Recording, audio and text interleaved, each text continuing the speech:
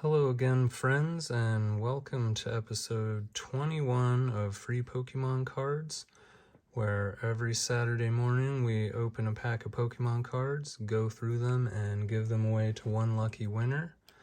The rules of the giveaway are simple. Subscribe to the channel, like the video, and comment below your 3 favorite Pokemon out of the pack. And if your 3 favorite Pokemon match my 3 favorite Pokemon, you win the whole pack. Alright, this week we've got another pack of Scarlet and Violet 151. This is the final pack out of the original 16 packs from the premium collection I opened at the start of this channel. So hopefully this is a lucky pack and we can get one more good pull. I'll probably be doing a roundup video going over all the hits we got from the UPC.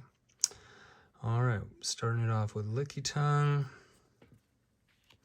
Got Venonat, PG,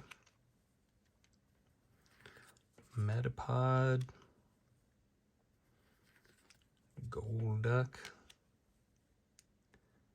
I like the art on the Golduck. It's cool artwork. Pinsir. Bill's Transfer. Good old Bill.